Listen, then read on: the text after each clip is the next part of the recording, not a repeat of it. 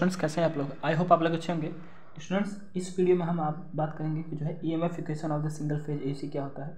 हमने एसी का जो है एसी का टॉपिक हमने स्टार्ट किया है, तो आप 2 वीडियो हमने कंप्लीट कर चुके हैं। अगर आप नहीं देखे हैं तो उनको देखिए, उसके बाद इसमें आइए।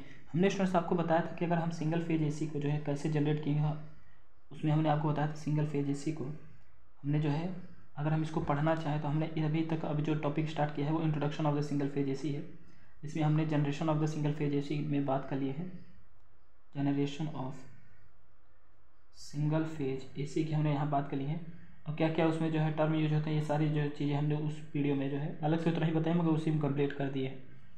The basic term used in the single phase AC, the basic term use in the single phase AC, ये सारी बातें जो है हमने उस वीडियो में जो है कर चुके हैं। और आज की वीडियो में हम बात करेंगे EMF equation of the single phase AC.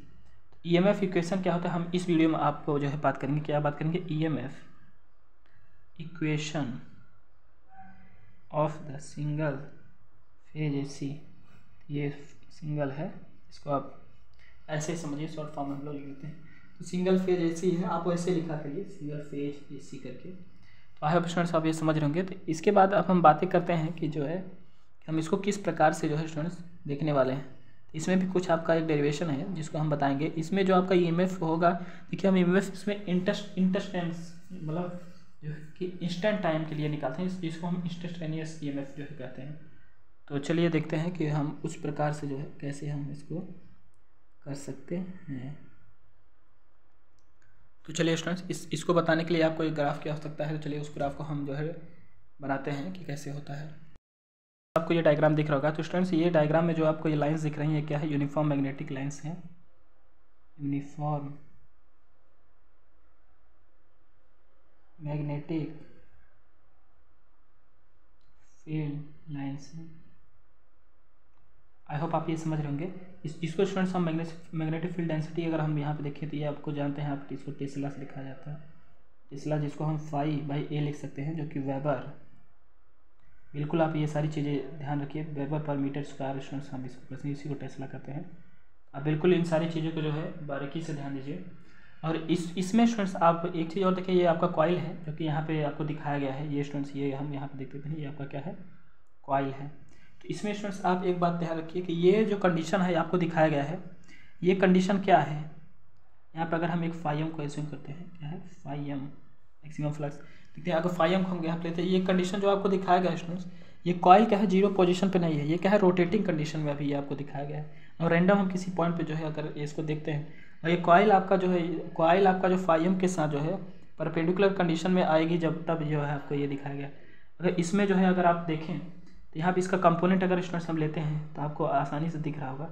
इसका कंपोनेंट अगर हम लें, आपको इसको इस कंपोनेंट्स लेने से पहले हम आपको एक चीज़ और बता दें कि इसमें जो रोटेशन है स्टूडेंट्स, आपका जो रोटेशन हम यहाँ दिखा रहे हैं वो एंटी क्लॉकवाइज, जो कि आपका ये क्या है? ओमेगा रेडियन पर सेकेंड है आपका।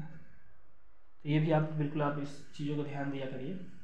तो इसके बाद अगर हम इसके कंपोनेंट को देखें तो आप लिख सकते हैं कि φm, क्या लिख सकते हैं?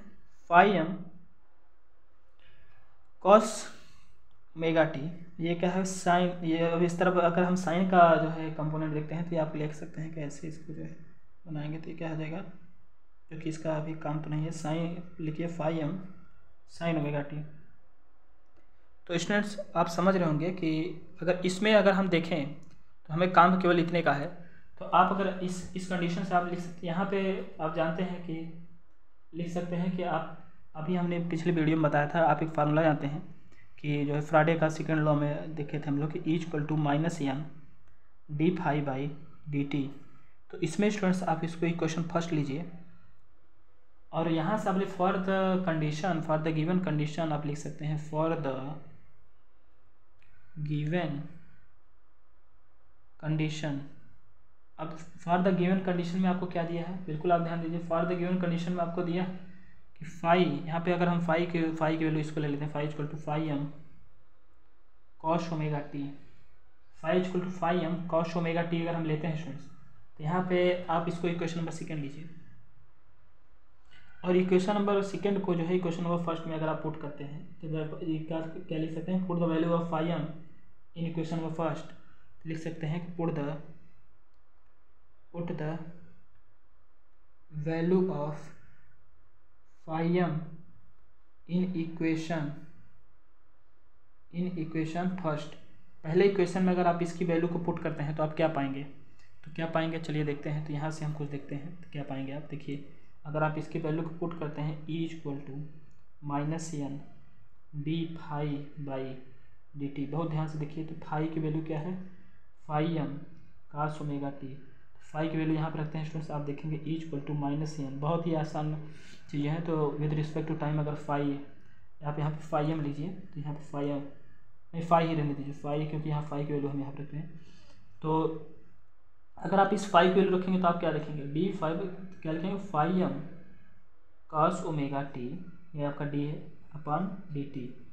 तो स्टूडेंट्स अगर इसको आप आगे प्रोसीड करें तो क्या लिखेंगे, E यहाँ पर देखिए फाई एम आपका बाहर आ जाने वाला है, -n phi m cos omega t को अगर ये dy/dt से अगर हम इसको डिफ्रेंशिएशन करते हैं विद रिस्पेक्ट टू टाइम, तो आप देखेंगे कि -sin omega T dot omega आएगा।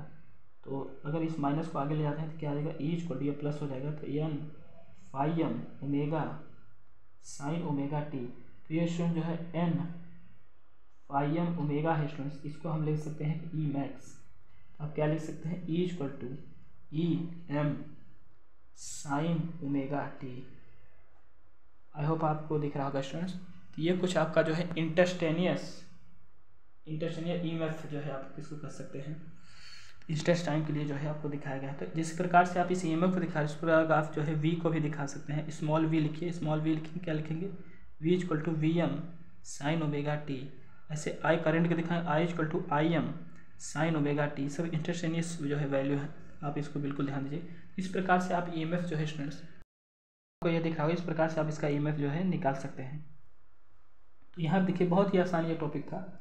अब बिल्कुल इस सभी चीज़ का ये आप ध्यान दीजिएगा कि ये जो कॉइल हमने लिया था, ये क्या है, कॉइल आपका जो है ये अभी रोटेट कर चुका है। मतलब ये आप समझिए कि ये क्या है, जीरो कॉइल जो है जीरो के पोजीशन पे नहीं है, ये आपका रोटेटिंग कंडीशन में हम किसी इंटरेस्ट पॉइंट को लेके, इंटरेस्ट पॉइंट कुछ जो है एक आपका इंटरेस्ट पॉइंट लेके आ रहा है, और ये कॉइल आपका जो है स्टूडेंट्स फाई एम के साथ परपेंडिकुलर में आ जाएगा, तब ये आपका जो है कंपोनेंट हम उस कंडीशन में जो है हम ये देखे हैं। तो आप इसको बिल्कुल ध्यान दीजिए।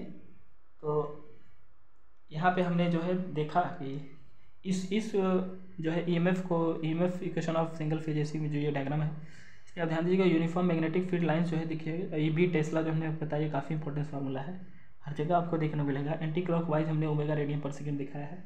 एक चीज़ों से आप जो है वाकिफ़ होंगे।